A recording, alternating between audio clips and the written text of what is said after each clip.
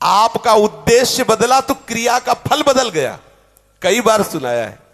एक दुष्ट स्वभाव वाला आदमी था, तो जंगल में गड़ासा लेके खड़ा होता।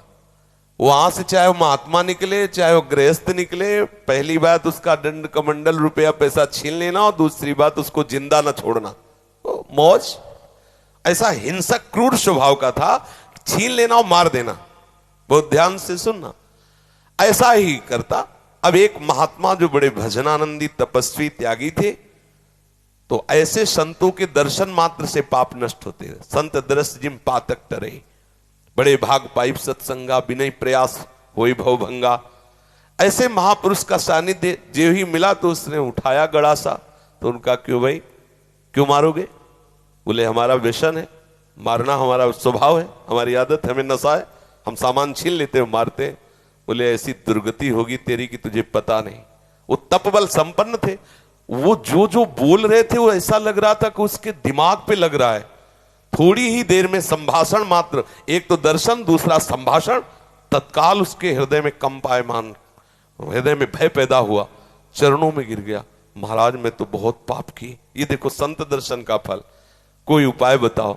महाराज सब छोड़ दूंगा यदि मुझे शिष्य बना लो। तो उनका तुम्हें ऐसे शिष्य नहीं बनाएंगे, पहले तुम भारत के तीर्थों का अवगाहन करो, जब तुम पवित्र हो जाओगे तब तुम्हें शिष्य बनाएंगे। तुमने बहुत सी हत्याएं की है, बनाएंगे शिष्य, लेकिन पहले भारत के तीर्थों में भ्रमण करो।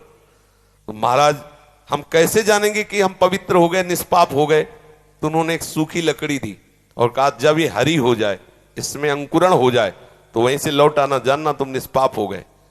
चल पड़ा। अब महापुरुष की प्रेरणा, ये होता है संत का प्रभाव। अब वो लकड़ी ली सूखी और चल पड़ा।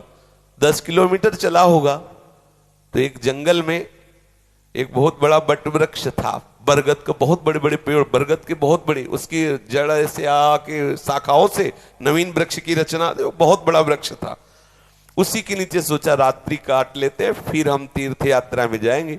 उसी के नीचे तो 4 बदमाश ऊपर चढ़े हुए थे, चोर, और वो समीप वाले गांव में चारों तरफ से आग लगाने का प्लान बना रहे थे कि तुम दक्षिण की तरफ से आग लगाना, तुम उत्तर की तरफ से आग लगाना, और फिर जो निकलेगा उनको मारेंगे, ऐसा ऐसा। उसने सोचा है इतने पाप किए हैं, अब तीर्थ यात्रा तो जा ही रहे, इन 4 को और मार देते हैं, क्योंकि ये 4 मरेंगे तो पूरा गांव बच जाएगा। अब जो तीर्थ ही जा रहे तो जब 50-100 वो मारे तो 2-4 इनमें क्या जाता है। उन्होंने आवाज लगाई, ये सुनो तुम्हारा प्लान ठीक नहीं है। तो देखा कि कोई हमारे प्लान को सुन लिया। तो उनका देखो हम तुम्हारे गुरु हैं इस बात के, जीवन हो गया गड़ासा चलाते हुए, मुझे पता है तुम फंस जाओगे, नीचे उतरो। अब एक साथ थोड़ी उतरेंगे, एक एक उतर। बड़ा वृक्ष था तो जड़ की आड़ में, उसको पता था, मारने का अभ्यास था, बिना अस्त्र शस्त्र के हाथ ही से मार दिया, 4 को मार दिया।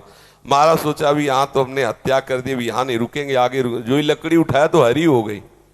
गुरु जी लोग कहा था लकड़ी हरी हो जाए तो वापस आ जाना तीर्थ यात्रा। अभी तो कोई गंगा नहाया नहीं, जमुना नहीं नहाया, तीर्थ यात्रा नहीं की, और लकड़ी हरी हो गई, पर गुरु ने कहा था हरी हो जाए तो वापस आ जाना। वापस चला गया।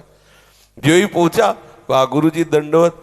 बोले तीर्थ यात्रा के लिए भेजा था, वापस कैसे आ गए? बोले आपने कहा था जहां आपकी लकड़ी हरी हो जाए वहीं जान लेना, पवित्र हो गए। तो गुरु जी लकड़ी तो हरी हो गई। तो बोले किस तीर्थ में लाया? बोले ला आया नहीं, 4 को और मार दिया। बोले 4 को मार दिया तो और पाप बढ़ना चाहिए, कैसे क्या? तब उन्होंने बताया पूरे गांव की रक्षा करने के भाव से मैंने 4। तो बोले देखो बेटा, अभी तक अपने स्वार्थ के लिए मारते थे, उद्देश्य था आपको अपने स्वार्थ का, तो वो पाप हुआ। लेकिन पूरे नगर के गाय बैल जीव जंतु स्त्री पुरुष बच्चे सबकी रक्षा का उद्देश्य रख के 4 को मार दिया, तो वो महापुण्य हो गया। अब समझे, क्रिया वही है, उद्देश्य बदल गया तो फल बदल गया उसका। आप गृहस्थ में जो क्रियाएं कर रहे हैं वही क्रियाएं प्रभु के लिए करने लगे, उद्देश्य बना ले प्रभु की प्रसन्नता, बात बन गई। सर्वधर्मान परित्यज्य मामेकं शरणं व्रज अहम त्वां सर्व पापेभ्यो मोक्षयिष्यामि मा शुचा। तू चिंता मत कर कि धर्म त्याग का पाप लगेगा, मैं तुझे निष्पाप कर दूंगा, लेकिन तू मेरे चरणों का आश्रय ले ले। हर धर्मों की पूर्ति भगवत प्राप्ति से होती है, और प्रभु के चरणारविंद का आश्रय लेना परम धर्म है। जो धर्म कर्म प्रभु की प्राप्ति में बाधा पहुंचावे तजिए ताहि कोटि वैरिशम, उसे करोड़ों दुश्मन के समान त्याग देना चाहिए। जैसे तजियो पिता प्रहलाद विभीषण बंधु भरत महतारी गुरुबलि तजो कंत ब्रज बनितन, बोले भेमुद मंगलकारी। इसलिए अपने जीवन का लक्ष्य प्रभु प्राप्ति बनाने वाले के लिए हर धर्म भगवत प्रसन्नता के लिए किया जाए, वही हो गया भगवत प्राप्ति का हेतु। समझ रहे?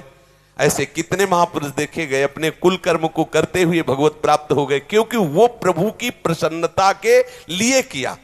अभी क्या करते हैं हम, जो भी करते हैं अपने सुख के लिए करते हैं, अपनी राजी के लिए करते हैं, और भक्त प्रभु की राजी के लिए करता। क्रिया वही है, उद्देश्य बदल गया, उसका फल बदल गया। समझ गए आप?